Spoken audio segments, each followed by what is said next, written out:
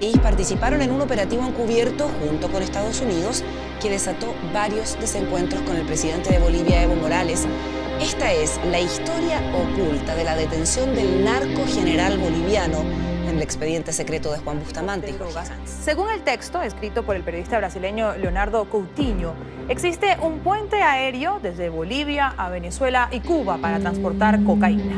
Esta revelación la habría hecho un expiloto y socio de la aerolínea La Mía, al autor del libro titulado Hugo Chávez o Espectro. Tráfico de cocaína entre Bolivia y Venezuela. Bolivia y Venezuela y Cuba. Ese es el triángulo que denuncia este libro y esta es una denuncia gravísima. Hugo para pedirle al gobierno de Mariano Rajoy que le conceda asilo político. El ex militar denunció que existe una orden del gobierno del presidente Evo Morales para asesinarlo por haber denunciado la existencia de una supuesta red de narcotráfico internacional en el que estarían involucrados el propio mandatario boliviano, Nicolás Maduro, y el fallecido presidente de Venezuela, Hugo Chávez. Ungió a Evo Morales como líder indígena. Se suponía que esos rituales andinos protegerían al que próximamente asumiría como presidente de Bolivia. Pero como nos dice Gloria Carrasco desde La Paz, a quien no protegieron los rituales fue al propio chamán, un Amauta Aymara, quien fue detenido por narcotráfico. Estas imágenes recorrieron el mundo en 2006, cuando en una ceremonia ancestral realizada en la ciudad de Tiwanaku, Valentín Mejillones Mamani, Amauta Aymara y guía espiritual andino, invistió al presidente Evo Morales como líder indígena antes de que éste asumiera la presidencia de Bolivia. Pero a Valentín Mejillones nada lo salvó, ni toda la sabiduría ancestral, ni todos los rituales andinos le sirvieron para proteger el laboratorio de cocaína que funcionaba en su casa de la ciudad de El Alto. Bolivianos por el documento sobre el cártel de Sinaloa, en la que se denuncia que el narcotraficante Joaquín El Chapo Guzmán compraba cocaína en países productores de hoja de coca, entre ellos Perú, Colombia y Bolivia. Jubilado de la policía del servicio pasivo. Acabo de presentar un memorial en contra de Juan Evo Morales Aymara y Álvaro García Linera por el delito de enriquecimiento ilícito en razón de cargo. En mi época yo era jefe de inteligencia en Umopar, aprobé el segundo curso internacional de Casas del Valor. Durante 4 años tenía acceso a 5 computadores de la DEA. Conocí vida y milagros de medio mundo de varios dirigentes cocaleros, entre los cuales estaba Evo Morales Aymara. Con seguridad les digo, Juan Evo Morales Aymara depositó 325 millones de euros en el Banco del Vaticano. Antes se llamaba Banco Ambrosiano. IOR quiere decir Instituto de Obras Religiosas, que administran todo el presupuesto del Vaticano, donaciones, sueldos a los curas, seguridad, administración, etc. Pero tras esa fachada lavan millones de la mafia y de políticos corruptos.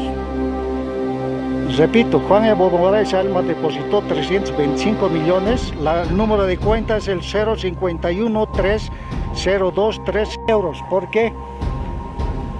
Es un poco difícil que el FBI y la CIA haga un seguimiento, pues ustedes saben, tienen un número de serie de los dólares que está registrado en el Departamento del Tesoro. Esto sale en Texas. Yo también soy experto en investigaciones de bienes y fortunas, he hecho más de 20 cursos. Entonces, como les digo, he presentado este memorial en contra de estos 2 delincuentes políticos y les aseguro, van a huir de Bolivia, por lo menos 10 años no se van a presentar, porque detrás de ellos hay todavía una gran mafia que hay que descubrir. Y voy a hablar de otra cosa. El general René Sanabria Oropesa es de mi curso, de mi promoción. Él llevaba droga a Estados Unidos. ¿Y de quién era esa droga? Era del gobierno de Evo Morales Aymara. Aunque ustedes no lo crean. Y al año, ex general René Sanabria Oropesa va a salir libre. Bueno, hoy el programa va a estar volcado íntegramente a Bolivia, por supuesto. Ha caído una dictadura chavista, neocomunista en la América del Sur, en el corazón de Sudamérica. Estamos tan contentos por eso. Va rumbo al aeropuerto de Chimoré, un aeropuerto que mandó construir Evo Morales, un avión de la Fuerza Aérea Mexicana, enviado por el presidente socialista, populista, demagogo, López Obrador, a rescatar a Morales del escondrijo cocalero en el que se ha refugiado, el Chapare. Vamos a ver, ese avión acaba de despegar de la base aérea de Lima. Es una pena que el presidente peruano Vizcarra se haya confabulado con los líderes chavistas de la región para ir a rescatar al dictador caído boliviano. Vamos a ver qué ocurre si ese avión mexicano aterriza en Chimoré y si Evo y sus apandillados y sus coludidos consiguen escapar de Bolivia. Todo eso va a irrigar el programa esta noche.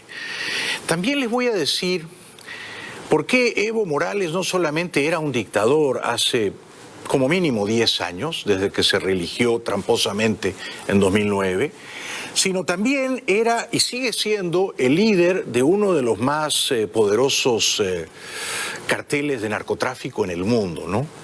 Evo Morales fue un gran socio de Pablo Escobar en los 80s. Evo Morales fue un gran socio del Chapo Guzmán y del cartel de Sinaloa. Y Evo Morales, todos estos largos años, casi 14, que ha sido dictador de Bolivia, seguía presidiendo las 6 federaciones cocaleras del Chapare, que por supuesto producían inmensas cantidades de hoja de coca, derivadas de allí el 94% a la producción ilegal de cocaína. O sea, no exagero si digo que Evo Morales era y sigue siendo no solo el más importante líder cocalero de Bolivia, sino en la práctica el jefe o el cabecilla del cartel narcotraficante más poderoso de Bolivia y uno de los más poderosos del mundo. De modo que por eso es que él ha ido a refugiarse allí, en su bastión cocalero, donde ha invertido todos estos años más de 1.500 millones de dólares en construir, por ejemplo, aunque ustedes no me crean, plantas de urio y amoníaco, aeropuertos clandestinos para que desde allí despeguen los aviones con la cocaína que le compraba el Chapo Guzmán, estadios de fútbol, uno bautizado Evo Morales, otro bautizado Hugo Chávez. Es decir que Evo, además de ser dictador, y por favor recuerden esto, era lo mismo que Diosdado Cabello en Venezuela, el jefe de un cartel narcotraficante en Bolivia y el productor de inmensas, industriales, miles de toneladas anuales de cocaína en Bolivia, legalmente, bajo su protección legal. Bueno, publicidad, luego seguimos repasando las buenas noticias que vienen desde Bolivia y vamos también a expresarles nuestras condolencias a las viudas de Evo Morales. Hay muchísimas viudas de Evo Morales. Cabello, Maduro, Díaz-Canel, López Obrador, el canciller mexicano Ebrard, Alberto Fernández, todas las viudas de Evo Morales que están sollozando desconsoladas. Les vamos a expresar nuestro sentido pésame. Las élites bolivianas, si aquello existe, habían cohabitado casi 14 años con el dictador. No se han levantado las élites. Se ha puesto de pie el pueblo indignado porque le estaban haciendo trampa, le estaban metiendo la mano. Era un fraude colosal, uno más. Y ya hubo fraude el 9 con la candidatura tramposa de Morales y otra vez el 14. Este era el tercer fraude de Evo Morales. Entonces, no me hablen a mí de que las élites blancas bolivianas han echado a un preclaro y honrado dirigente indígena, porque además, y lo voy a demostrar en un ratito, Evo Morales era el jefe de un cartel de narcotráfico, legalizado por él mismo. Apenas asumió el poder en 2006. Hay que ver cómo ha crecido en miles de hectáreas el cultivo de coca en Bolivia. Ha crecido exponencialmente estos 13 años con 9 meses de Evo Morales. Y él controlaba todo ese negocio. Él era el presidente de las 6 federaciones cocaleras del Chapare. Todo ese negocio consistía en venderle cocaína a $2.500 el kilo al cartel de Sinaloa, cuyo jefe era el Chapo. El Chapo le compraba a Evo Morales cocaína a $2.500 el kilo. Luego el Chapo la revendía a $17 o $18.000 el kilo. Pero los aviones del Chapo iban al aeropuerto del Chimboré, que construyó Evo Morales, bajo su mandato, con plata del gobierno boliviano para facilitar su negocio de narcotráfico con los mexicanos. Entonces, no me digan a mí que Evo no era el jefe de un cartel de narcotráfico. Evo propició, estimuló, alentó el crecimiento de la producción de coca y cocaína en Bolivia para vendérsela al cartel de Sinaloa. Lo que ocurría en el Chapare era una suerte de república ensimismada o independiente dentro de la nación de la República Boliviana.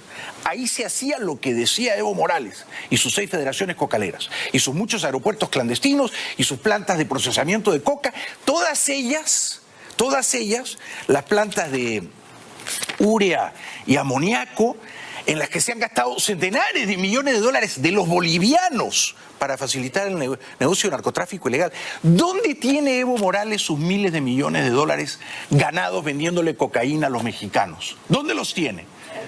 Ah, habrá que preguntar, ¿dónde los tiene? Y él cuando renunció dijo, yo no he robado, nunca he robado. Bueno, quizá no ha robado, no tenía que robar, porque lo que hacía era venderle cocaína a $2.500 el kilo al Chapo Guzmán, al cartel de Sinaloa. Ahora ustedes dirán, Bailey está fabulando, está delirando, no era así. Bueno, si ustedes creen que yo estoy inventando o exagerando, los invito a que revisen la investigación que hizo un periodista español, muy serio, David Beriaín, hace 2 años. Ese señor se infiltró en 2017 en el cartel de Sinaloa, a riesgo de su vida, el cartel del Chapo. Y entonces posó como miembro del cartel de Sinaloa y fue a Bolivia, al aeropuerto de Chimboré y a los otros aledaños clandestinos, y vio cómo esas federaciones cocaleras de Evo Morales hacían lo que les daba la gana en esa región, en la región del Chapare, ¿no es cierto? En el corazón de Bolivia, en Cochabamba, lo que les daba la gana. Y le vendían cocaína a los aviones mexicanos que aterrizaban ahí a $2.500 el kilo. Y luego el cartel de Sinaloa vendía esos kilos en $17.000. Todo esto lo vio el periodista español David Beriaín. Nada de esto me lo invento, nada me lo invento. Bueno, ¿qué no habrá llevado en ese avioncito de los mexicanos, no? Yo supongo que ha llevado algunos maletines, algunas valijas que tenía en el Chapare. El Chapare era la república independiente del emperador Evo Morales. Él presidía las 6 federaciones cocaleras. El sembrío de coca se ha multiplicado por 10 y luego por 15 desde que Evo Morales asumió el poder en 2006. Él legalizó que se expandiera el cultivo de coca en el Chapare. El 94% de toda la coca que se sembraba se procesaba y convertía en cocaína ahí mismo, en laboratorios que Evo Morales mandó a construir con dinero de los bolivianos. Y vendía esa cocaína a los mexicanos, principalmente al cártel de Sinaloa, cuyos aviones aterrizaban en los aeropuertos clandestinos, no solo de Chimoré, que era un antiguo aeropuerto que usaba la DEA, pero en otros que construyó Evo Morales. Entonces, él era el jefe de un cartel de narcotráfico. Va a extrañar esos centenares o miles de millones de dólares que ha obtenido vendiendo cocaína a los mexicanos principalmente. Como en los 80 le vendía cocaína a Pablo Escobar. Entonces, es bastante gracioso que el dictador caído, que el dictador derrocado por las iras populares, libertarias de los bolivianos, diga ahora que se trata de una conspiración racista de la élite blanca contra él porque era indígena. Esto es francamente risible, ¿no? De regalarle un crucifijo convertido en la hoz y el martillo, comunistas. Fíjese esta foto, ¿no? Cristo crucificado y la hoz comunista. Es decir, Cristo comunista. Y el Papa con una media sonrisa. Luego el Papa le dijo, esto no es apropiado, ¿no? Pero entonces, esa pequeña foto nos recuerda, y es bueno no olvidarlo, que Evo Morales no es un demócrata. Ha caído un dictador comunista. Evo Morales ha sido siempre un adorador, un glorificador, un adulón de los peores tiranos comunistas en América. Fidel Castro y Hugo Chávez, Raúl Castro y Daniel Ortega y Nicolás Maduro. A esa satrapía bananera pertenecía el dictador boliviano caído. No nos engañemos entonces y no lo convirtamos ahora en una suerte de mártir atropellado por golpistas militares. Desde México, donde le espera un cómodo exilio, porque lo protege tanto el gobierno formal de López Obrador como el gobierno de facto de los narcotraficantes, que tiene más poder que el gobierno formal de López Obrador, y que eran sus socios, ¿no? Los narcos del cartel de Sinaloa. En un ratito les voy a contar exactamente cuánto dinero ganaba al año Evo Morales vendiendo cocaína al Chapo Guzmán y al cartel de Sinaloa. Más o menos 150 millones de dólares al año. Las 6 federaciones cocaleras bolivianas, todas controladas y presididas por Evo. Casi toda la cocaína que se producía ahí se la vendían a los aviones que aterrizaban ahí, en el Chapare, en aeropuertos clandestinos de Chimuré y otros, al Chapo. 150 millones de dólares ganancias netas anuales para Evo y sus amigotes. Evo propone ahora un diálogo nacional. ¿Con quién va a conversar Evo Morales? Su dictadura ha caído. Él ha escapado cobardemente, ha huido de la justicia de su país. No representa, creo, a nadie más que a sí mismo y a los cocaleros que lo van a extrañar. Antes de ir a la primera pausa, esta semana, creo que el lunes, yo denuncié que Evo, además de ser dictador en Bolivia, era el jefe del cartel de narcotráfico en Bolivia. Y él tenía el monopolio. Él era el dueño de todo el cartel de narcotráfico en Bolivia. De hecho, la operación era legal, él la había legalizado. Cuando Evo asumió a principios de 2006, se calcula que había en Bolivia, en la época de Carlos Mesa, unas 3.000 hectáreas de coca sembradas en el Chapare, 3.000. Lo primero que hizo Evo, y estamos hablando de 2006, fue duplicar el número de hectáreas destinadas a la coca. Pasó de 3.000 y pico a 7.000. Ok. Unos años después, allá por el 2010, estamos hablando de hace 10 años, ya estábamos hablando de unas 20.000, 3 veces más, 20.000 hectáreas dedicadas a sembrar cocaína. Estos últimos años de dictadura de Evo Morales, las 20.000 hectáreas se convirtieron en unas 30.000 hectáreas. 30.000. Todo era legal, porque Evo era el jefe. Todo ocurría en el Chapare. Las 6 federaciones cocaleras las presidía Evo. Entonces sembraban más o menos 30.000 hectáreas, 30.000 de coca, de hoja de coca. Ahora, yo he hecho mis investigaciones, tengo mis fuentes confiables, confíen en mí.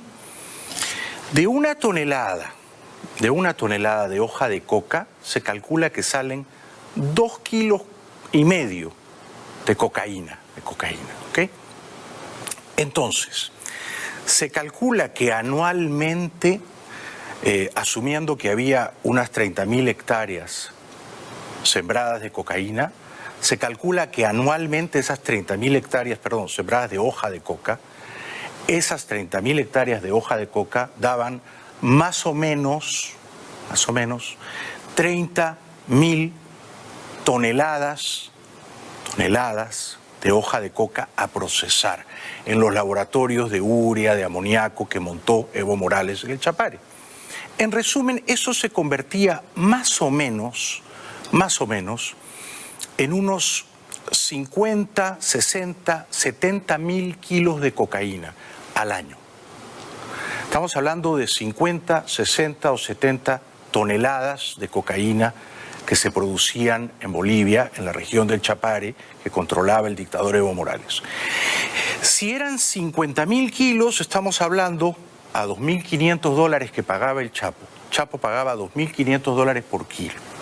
A $2.500 que pagaba el Chapo, la gente del Chapo, a Evo, estamos hablando de más o menos 125 millones de dólares al año. Eso era lo menos que Evo y sus amigos cocaleros le cobraban al Chapo, lo menos. Un muy mal año.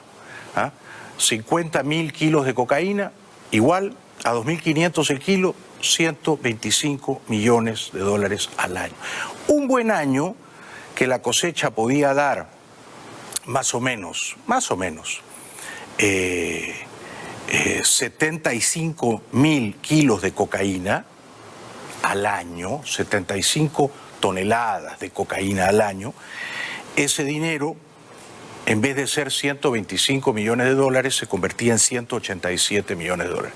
Resumiendo, y perdonen que los he mareado, ¿no? En Bolivia se multiplicó bajo la égida, bajo la férula de Evo Morales, el sembrío de hectáreas de coca, más o menos de 3.000 hectáreas a 30.000 hectáreas. Bueno, eso primero. Segundo, esas 30.000 hectáreas dejaban más o menos entre 50 y 70 toneladas de cocaína al año.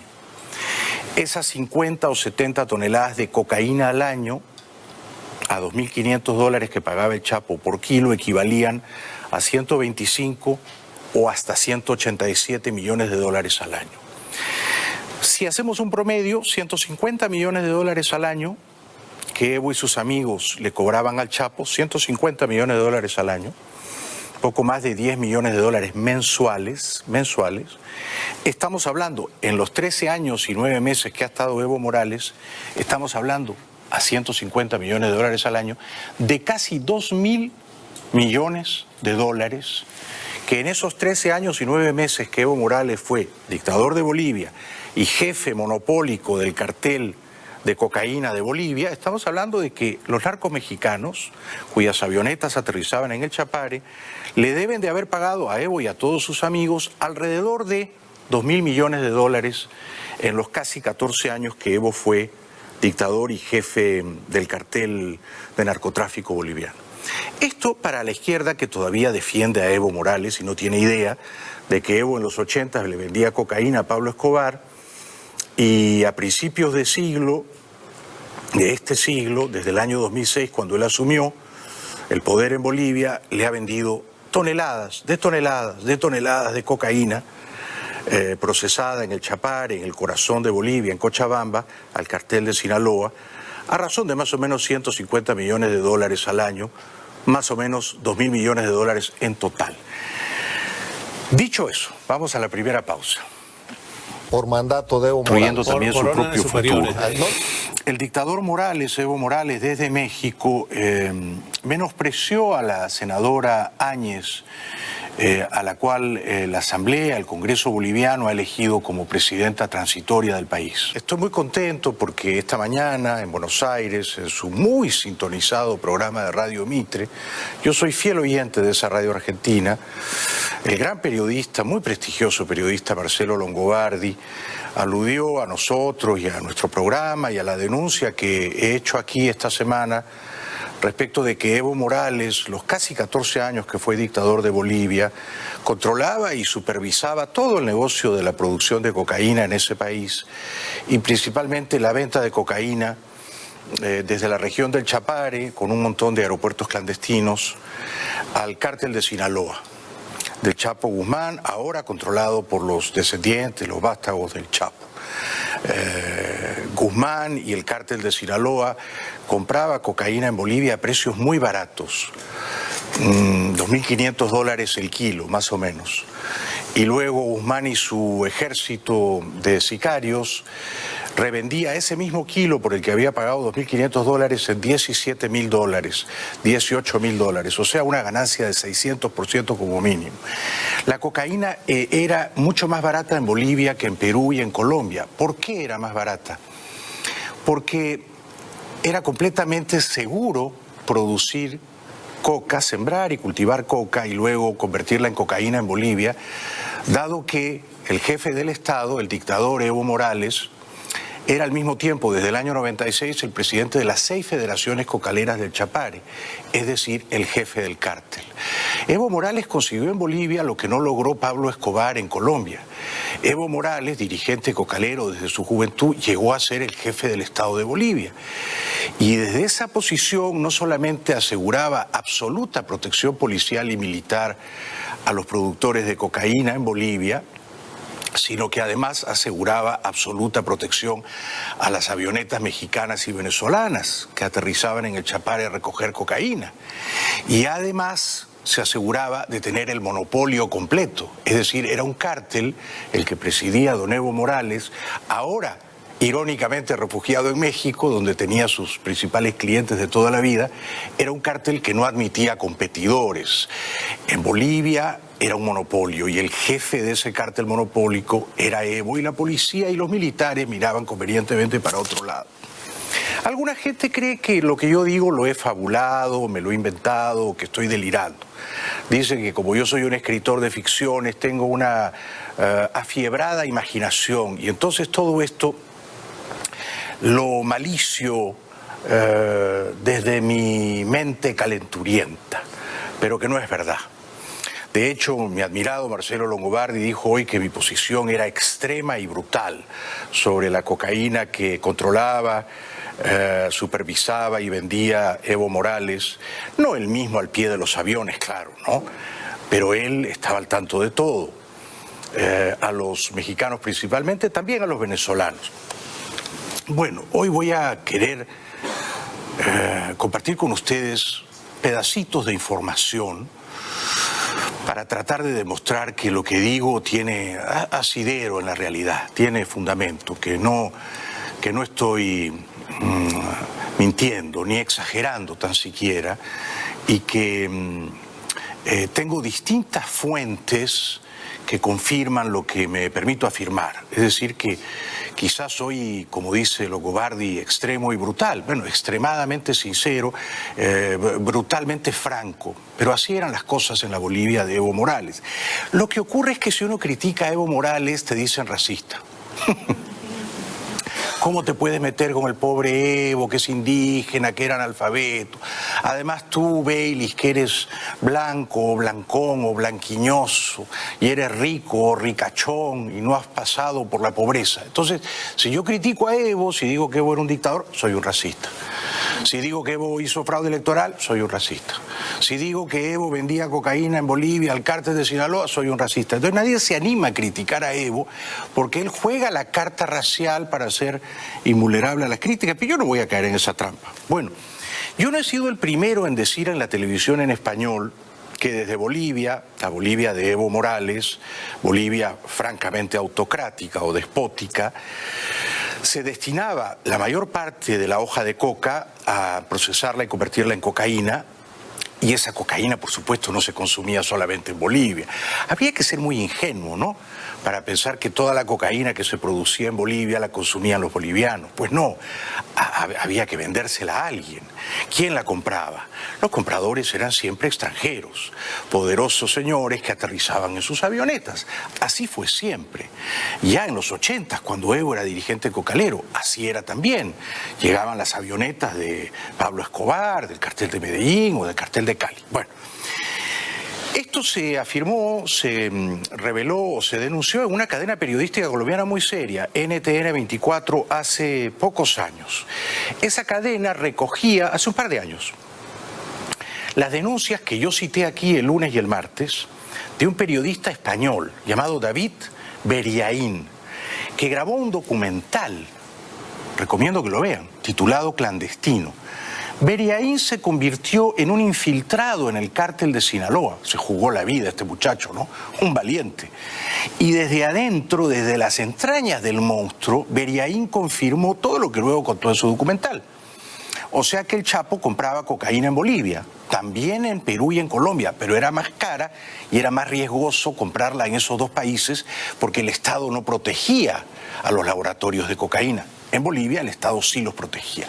Esto dijo NTN 24 hace año y medio, un par de años, nada más, cuando Beriaín lanzó su documental Clandestino, de modo que yo simplemente he recogido estas denuncias y he tratado de simplificarlas para el buen entendimiento de nuestra teleplatea. Hay preocupación entre oficialistas y opositores bolivianos por el documento sobre el cártel de Sinaloa, en la que se denuncia que el narcotraficante Joaquín El Chapo Guzmán compraba cocaína en países productores de hoja de coca, entre ellos Perú, Colombia y Bolivia. El documental que revelaría los lugares de donde Joaquín El Chapo Guzmán adquiría cocaína, y esas 3 naciones son mencionadas. David Beriaín es el reconocido periodista español que, según publicaciones, se infiltró en el cartel de Sinaloa durante 3 meses y conoció de cerca esta realidad. El tema generó la inmediata reacción y preocupación en filas opositoras bolivianas. Que nos vean ahora no solamente como un país de transporte, sino también de producción de la cocaína, sin duda de que nos avergüenza a todos los bolivianos cuando acá nuestra lucha frontal es que desaparezca la cocaína. Este reportaje se emitió en NTN 24 hace 2 años más o menos. Esa es la actual presidenta de Bolivia, la senadora Áñez. En aquel momento hablaba solo como senadora de oposición. Fue muy valiente este periodista español Beriaín. Hay que seguirle la pista, hay que hablar con él, ¿no? Porque se infiltró en el cártel de Sinaloa, pudieron haberlo matado, y entrevistó a un montón de sicarios y consiguió información verdaderamente alucinante, ¿no? Más fragmentos de aquel documental recogido entonces por NTN 24. El Chapo no es el responsable de la totalidad de cocaína que se introduce a Estados Unidos. El negocio es la traída de la cocaína desde los países productores, Colombia, Perú y Bolivia, hasta Culiacán, Sinaloa. Son las palabras del autor del documental. Los contrarios a la gestión del mandatario indígena consideran que suman las consecuencias ante lo que llaman una débil lucha antidrogas en Bolivia y erradicación de la materia prima de la cocaína, la hoja de coca. Piden investigación. Es un dato que nos debe de alarmar y que debe de obligar al Estado a realizar las acciones que correspondan para esclarecer esa fuente y los orígenes. Por ahora es un indicio, pero sobre el que habrá que seguir indagando.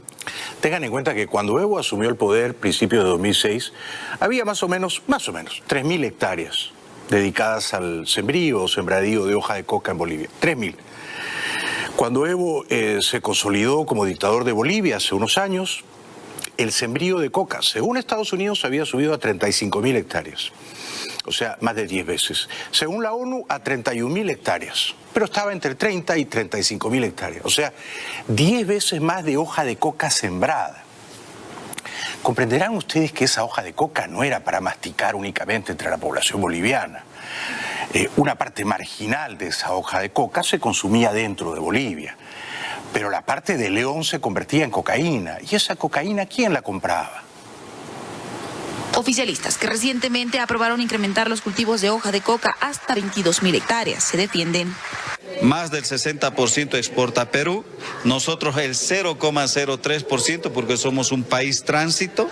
Y si dice el señor Chapo Guzmán que ha venido de Bolivia, será él, pero lo que nosotros podemos reflejar es que Colombia y Perú son los actores principales. Tal vez con esta información puede incomodar a algunos hermanos colombianos y peruanos.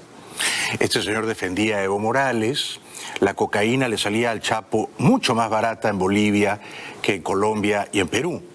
No lo digo yo, tiene sentido.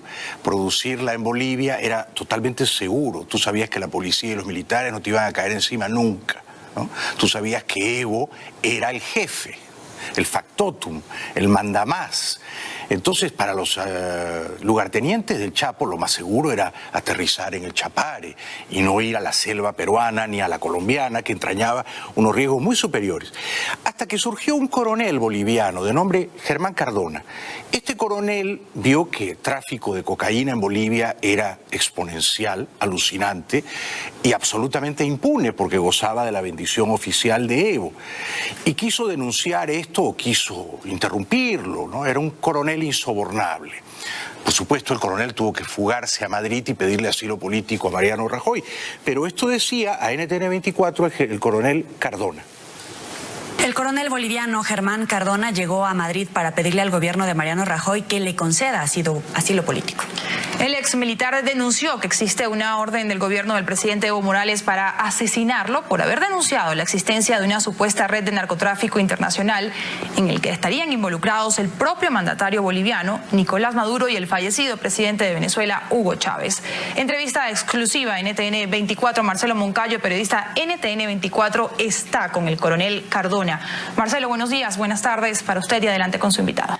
Y entonces el periodista de NTN en Madrid hablaba con este coronel boliviano desertor. Este coronel in situ había visto, ¿no?, los tráficos incesantes de cocaína boliviana destinada principalmente a México. Los mexicanos pagaban $2.500 el kilo. Una tonelada son 1.000 kilos. Una tonelada costaba $2,5 millones. $2,5 millones. Por tonelada. ¿Ah? Después les voy a decir más o menos cuánto facturaban las 6 federaciones cocaleras, por lo bajo, claro, ¿no?, al cártel de Sinaloa y quizá también a los venezolanos al año. Después les voy a dar la cifra. Ayer dije que calculaba que eran 150, $200 millones al año. en total. No digo que Evo se quedara con todo eso, ¿no? Evo se quedaría con una parte de eso, la cuarta parte, la tercera parte, no sé. Pero creo que me quedé un poquito corto. Bueno, este es el testimonio del coronel Cardona desde Madrid. Me informaron de que existía una red que se había armado en el Chapare desde los niveles centrales de gobierno, que incluía un ministro de gobierno o ministro del Estado, que era Juan Ramón de la Quintana, que había organizado toda esa red de narcotráfico, y que llegaban aviones de Venezuela al aeropuerto internacional del Chapare, que se había declarado internacional exclusivamente para que lleguen aviones de fuera del país, particularmente desde Venezuela. Dejaban armamento militar para armar una guardia plurinacional, que le venían a llamar, que era una guardia que iba a depender directamente del ministro de la Presidencia, una guardia armada. Y que esos aviones salían cargados de cocaína hacia Venezuela y que de allí se distribuía a otros países. No lo digo yo, ¿no? No me lo he inventado yo graciosamente. Lo dice este coronel desde Madrid que salvó la vida de milagro. Más fragmentos del testimonio valioso del coronel boliviano Cardona. Y este alumno específicamente muy emotivo me dice que el MAS iba a tener un partido político que iba a llegar al gobierno. ¿El MAS es el partido del presidente? El MAS, sí, el partido de Evo Morales, que iba a llegar a conquistar España, que antes éramos conquistados por los españoles, ahora nuestro hermano presidente va a conquistar España, que está aportando a un partido que se llama Podemos, que va a ser el hermano Pablo, que ha venido al Chapare, nos los ha presentado el hermano presidente y que está apoyando y financiando inclusive a través de una fundación a ese partido en España. Interesante, esto yo no lo sabía. Yo sabía que Pablo Iglesias, el chavista español de Podemos, había recibido millones de euros de Chávez por presuntas asesorías o consultorías seguramente inexistentes. No sabía que había recibido fortunas clandestinas de Evo Morales. ¿De dónde sacaba Evo Morales los millones de euros para regalárselos a Pablito Iglesias de Podemos? Bueno, de la venta de cocaína a los mexicanos. Ya les digo, ahora luego les hago los números, pero yo calculo que en total, los mexicanos deben de haber pagado 250 millones de dólares anuales. Más o menos.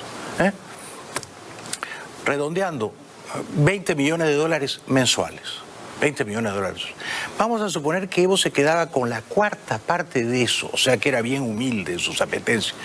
Evo ahí se estaba metiendo en el bolsillo 5 millones de dólares. 5 millones de dólares mensuales.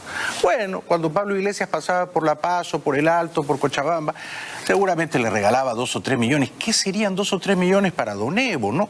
Que le decía a su gente, nosotros vamos a reconquistar España con Pablo Iglesias y con la cocaína.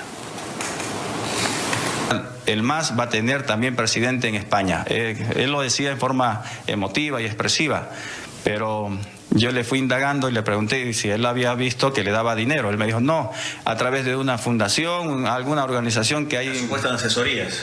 Sí, supuestas asesorías que se estaba financiando a España, al partido Podemos en España.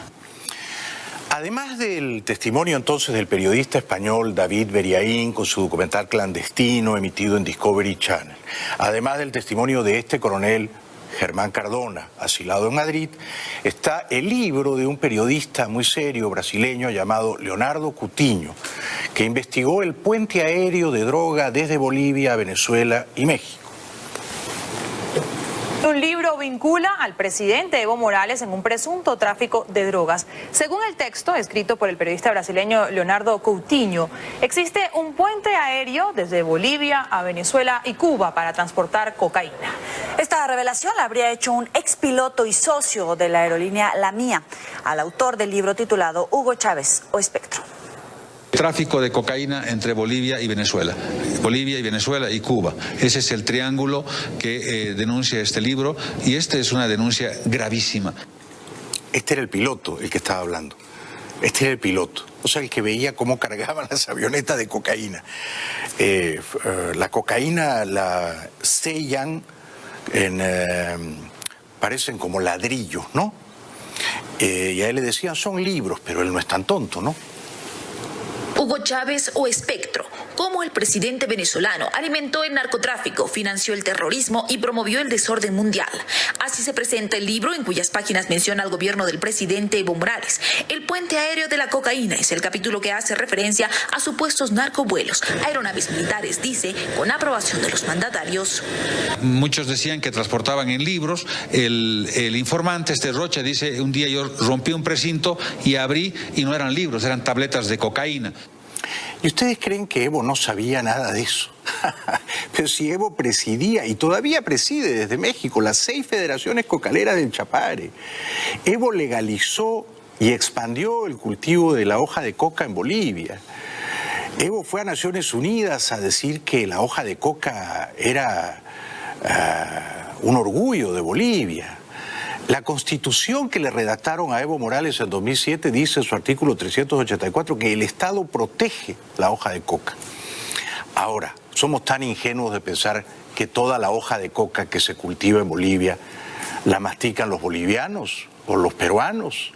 Pero por favor, no, el 94% de toda esa hoja de coca se convierte en cocaína.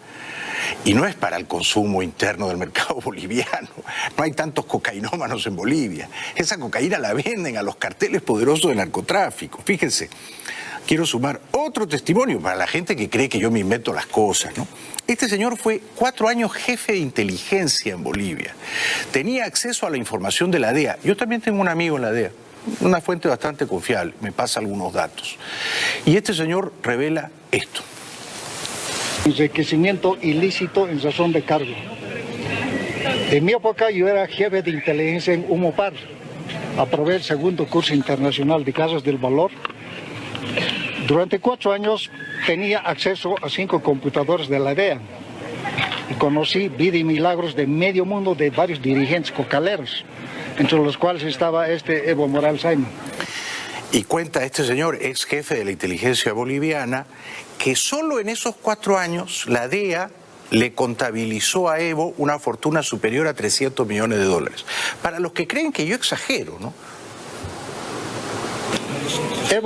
Juan Evo Morales Ayma depositó 325 millones de euros en el Banco del Vaticano. Antes se llamaba Banco Ambrosiano. IOR quiere decir Instituto de Obras Religiosas, que administran todo el presupuesto del Vaticano, donaciones, sueldos a los curas, seguridad, administración, etc. Pero tras esa fachada lavan millones de la mafia y de políticos corruptos. Es verdad, yo creo que todo eso es verdad, todo eso lo sabe la DEA. La DEA no podía perseguir a Evo Morales porque era jefe de Estado en Bolivia. Ahora ya es ex dictador en el exilio. Claro que México le ha dado asilo y por lo tanto legalmente tiene un paraguas, una protección invulnerable, ¿no? Pero la DEA le conoce a Evo Morales todas sus travesuras y sus desafueros y sus tráficos promiscuos con carteles de narcotráfico, ¿no? Yo creo que Evo ha escogido México no solo porque se siente seguro, amparado por López Obrador, que es de izquierdas chavistas, pero también porque sabe que ahí cerquita, en Culiacán, están todos sus amigotes, los hijos del Chapo, ¿no? Con los que ha hecho pingües negocios en 14 años. Tenemos que ir a la primera pausa. Y a Yanine Áñez dijo hace algunos minutos. Al programa. Bueno, estamos saliendo en vivo y en directo, que siempre es más divertido. Hay un público muy cariñoso aquí en el estudio, eso siempre enriquece el programa. Ustedes nos ven, o sea, le dan vida al programa. Nos ven ahora mismo, simultáneamente, nos ven después. Pero este programa lo hacemos entre todos y les agradezco de corazón. Recuerden que cuando Evo Morales se juramentó a principios de 2006, aquella constitución que él no tardó en echar al traste, a la basura, no le permitía reelegirse, pero él cambió la constitución y esa nueva constitución hecha a su medida solo le permitía una reelección. Bueno, solo una. Y tuvo una, y tuvo 2, y ahora iba por la tercera, todas tramposas e ilegales. Entre tanto, la máxima prioridad de Evo, ¿cuál era? Bueno, expandir el terreno las miles de hectáreas destinadas a sembrar hoja de coca. Para los campesinos del Chapare era inmensamente más redituable o lucrativo sembrar coca que sembrar cualquier otra cosa, y por eso aman a Evo. El presidente Evo Morales hace poco más de un año legalizó la coca del Chapare con el argumento de que sirve para usos culturales y para el acullico o masticado de la hoja, que permite quitar el hambre y el sueño. Nuestro presidente en varias ocasiones en foros internacionales se ha hecho conocer de que la hoja de coca en su estado natural no es estupefaciente. Sin embargo, estudios de Naciones Unidas indican que alrededor del 90% de la coca del Chapare no pasa por los mercados legales. Entonces, ¿dónde va esta producción? La mayor parte de esta coca se sabe que va al narcotráfico. Roberto Lacerna, analista político, considera que la legalización de esta coca es una muestra del poder político de este sector. Claro. Y dicen más del 90%. La cifra exacta, según la DEA, es el 94%. De todo el territorio destinado a la hoja de coca, 94% se convertía en cocaína. Entonces era una mentira del tamaño de una catedral que Evo Morales dijera, y lo dijo en Naciones Unidas, que la hoja de coca era para uso cultural en Bolivia. Mentira, para uso cultural sería el 6%, el resto se convertía en cocaína. Y aspirar cocaína, y yo he sido cocainómano en mi primera juventud afiebrada, es todo menos cultural, créanme. No es un hábito cultural, no. Uno no adquiere cultura esnifando cocaína, al contrario.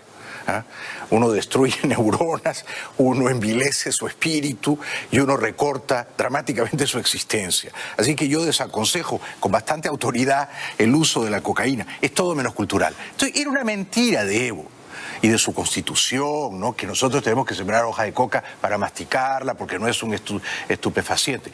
Masticarla, de hecho, y yo también lo he probado, deja un sabor muy amargo y despide o exuda o segrega, no sé cuál es el verbo correcto, alcalina, y eso te excita grandemente.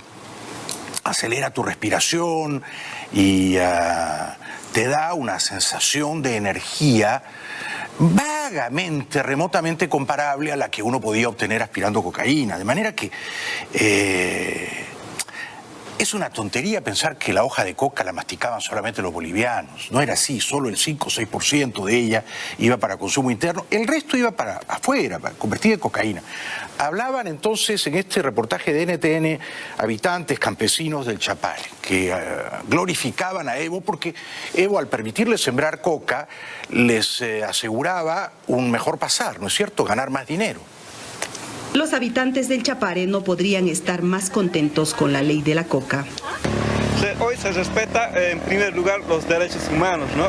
Y entre eso, cuando se respetan los derechos humanos, pues nosotros estamos contentísimos, ¿no? Evo Morales, igual que todos los demás habitantes de esta tierra, siendo muy joven, migró de Oruro al Chapare. Y luego Evo venía a Nueva York, a Naciones Unidas, y defendía la hoja de coca casi como si fuera la bandera boliviana. Esparciendo entonces, o instalando insidiosamente la idea de que sembrar hoja de coca en Bolivia era honrar las tradiciones ancestrales de aquel país. Casi que sembrar hoja de coca era ser un buen boliviano. Y escamoteando u ocultando la verdad. ¿Cuál era la verdad? Que si tú sembrabas hoja de coca, se la vendías luego a alguien que en un laboratorio con urea y con amoníaco y con otros químicos la reducía a cocaína. No digo que los cocaleros eran cómplices de los productores de cocaína, pero eran su fuente de abastecimiento y esto Evo lo sabía mejor que yo, ¿no? Los pueblos de Bolivia, no solamente los campesinos e indígenas originarios, mineros, petroleros, transportistas, la clase media, estudiantes, consumo de la hoja de coca. Que yo sepa, no hay ningún dato en el mundo que esta hoja de coca ha hecho daño a la salud o ha matado al ser humano. Morales explicó que la hoja de coca no es droga ni es veneno. Además destacó que los esfuerzos desarrollados hasta el momento para erradicar el cultivo de coca han sido inútiles porque 50 años después se sigue cultivando la hoja de coca. Es un pilluelo, ¿no? Es un picarón, Evo, porque muestra la hojita de coca y dice esto no le hace daño a nadie, no mata a nadie, y seguramente tiene razón. Pero esa hojita de coca se convertía en cocaína.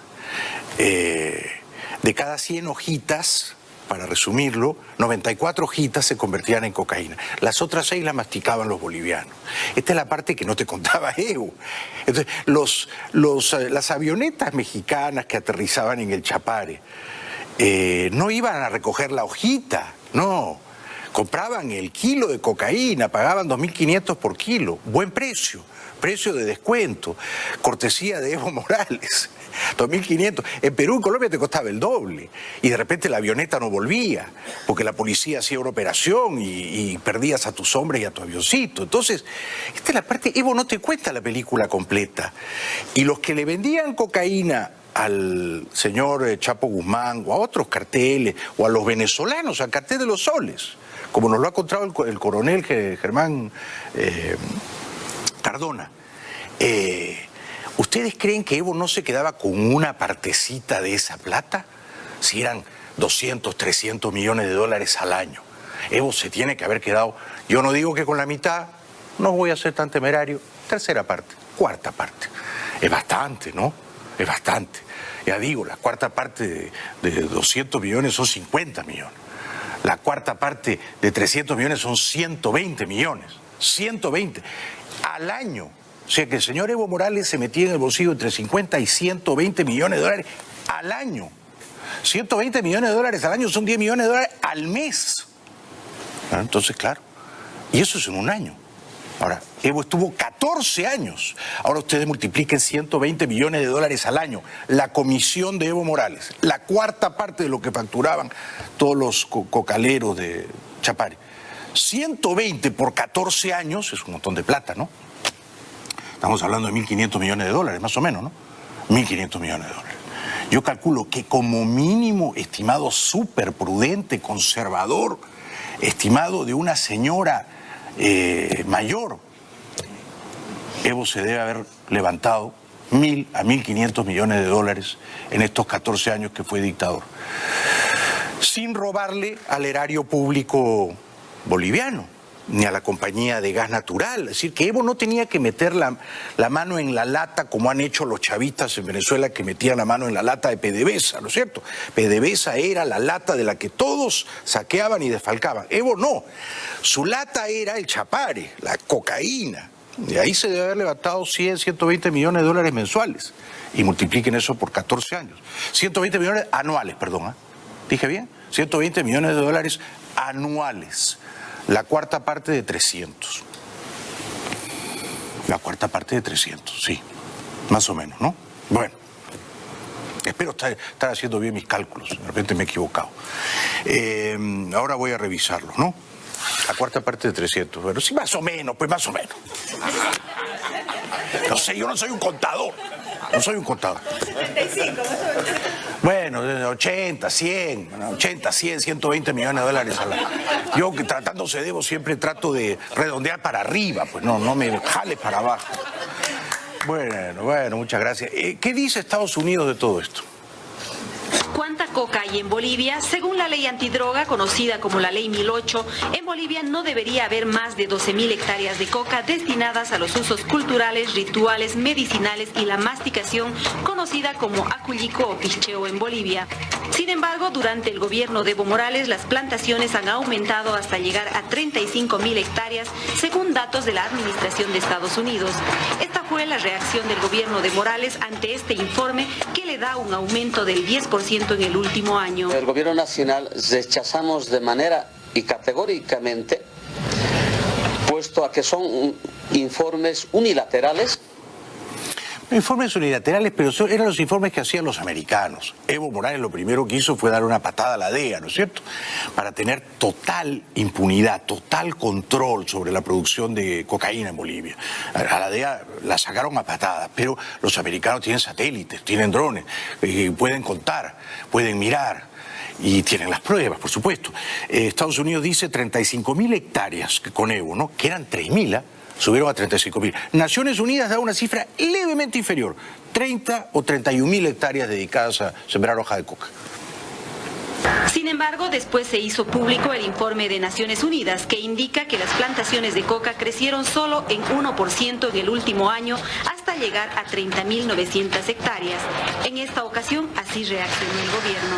Con entera satisfacción, puesto a que demuestran el verdadero esfuerzo de los resultados en materia de lucha contra el narcotráfico en todo el territorio nacional. Bueno, así las cosas, ¿no? Después de la pausa, vamos a repasar un poco lo que está ocurriendo en Chile. Estamos todos muy preocupados, los vándalos y los matones siguen destruyéndolo todo. Yo quería dedicar estos primeros 2 segmentos a solidificar mi denuncia, ¿no? A apoyarla en distintos testimonios, a respaldarla por distintas fuentes. El periodista español, el coronel boliviano, el ex jefe de la inteligencia, Coutinho, el escritor brasileño, todos los cuales dan miradas muy interesantes respecto del florecimiento increíble del narcotráfico en Bolivia, los 14 años de Evo Morales, ¿no? Y como a los dictadores de izquierda se los glorifica y exalta como héroes, y a los narcotraficantes también se los describe como justicieros morales, en el DF, capital mexicana, declaran huésped ilustre al ex dictador y ex narcotraficante don Evo Morales.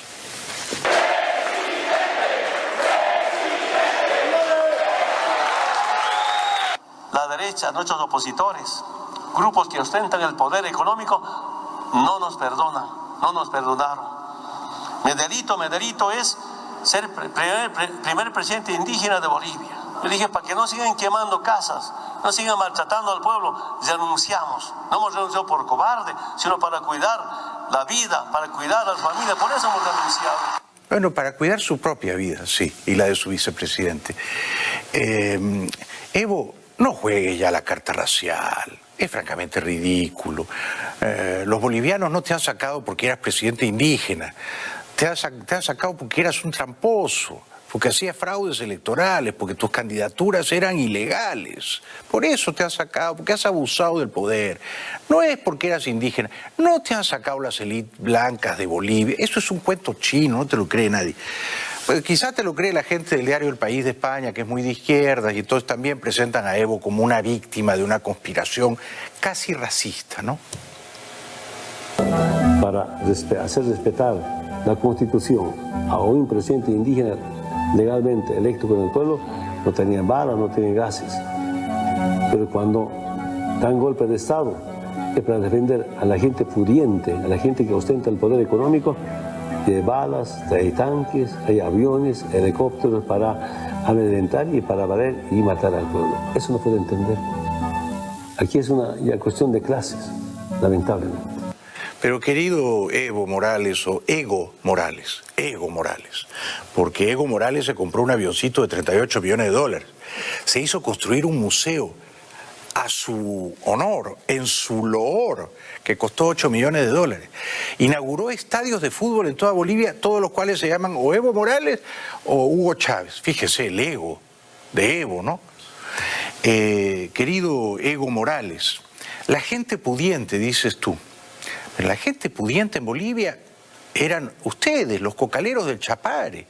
Tú y tus amigos cocaleros, estos eran la gente pudiente. O alguien podía ganar 250 millones de dólares al año, 300 millones de dólares al año, pagados en efectivo por los mexicanos. Nadie era más pudiente en Bolivia que ustedes, los cocaleros. Nadie. Entonces no te hagas ahora el pobretón, el mísero, el representante del proletariado. Esos son cuentos chinos. La plata la movían ustedes. Yo no sé de esos 300 millones de dólares anuales, o sea, 25 millones de dólares mensuales. No sé cuánto te quedabas tú. No sé cuánto. Si era la tercera parte, eran 100 millones. Ahora vamos a ver si lo hacemos bien. Ya la gente se ríe. Si era la cuarta parte, eran 75 millones. Me lo dijo una señora que tiene ahí una capacidad matemática que desborda la mía, ¿no? Bueno, vamos a decir 100 millones. La tercera parte de todo lo que se vendía de cocaína al mundo era para Evo. Son 100 millones de dólares al año. Puede ser 80, puede ser 120, bueno, vamos a redondear en 100. Era mucha plata. Esa es la gente pudiente, Evo. ¿Quién podía ganar en Bolivia 100 millones de dólares al año si no tú? y tus amigotes cocaleros, todos los cuales ahora deben estar sollozando, trémulos, en el Chapare. Se les acabó el negocio. Vamos a ver si esta Áñez y el otro Camacho, que también entra con crucifijo al Palacio Quemado, vamos a ver si estos van a permitir que aterricen los del Chapo en el Chapare. Los van a fumigar. Entonces tú has dejado un montón de viudas desconsoladas ahí, en el Chapare. La gente pudiente. Encuentran a un bandido de la FARC sembrado allí también. Hay sorpresas por la captura en Bolivia de un ex miliciano de la extinta guerrilla colombiana de la FARC que resultó herido. Esto en medio de una protesta desatada por la renuncia de Evo Morales. Se trata de Facundo Morales, alias Camilo, quien hizo parte de la temida columna Teófilo Forero. Era prófugo de la justicia colombiana desde el año 2017. Según las autoridades de este país, habría sido contratado para dar instrucciones a los seguidores de Morales. Dar instrucciones. No creo que fueran instrucciones. Este era un pistolero, un tiratiros. Facundo Morales Schonfeld, de 44 años, de nacionalidad argentina, revisado las redes sociales, es identificado como un guerrillero de las FARC, alias Camilo, y que tendría su base en Colombia. Aquí se puede observar donde se indica el paradero del argentino de las FARC, es todo un misterio. O sea, era Che Guevara, era argentino, Che Guevara, el fantasma de Che Guevara, argentino, guerrillero comunista en Bolivia. ¿Va? Y lo capturaron. Regresamos después de la pausa.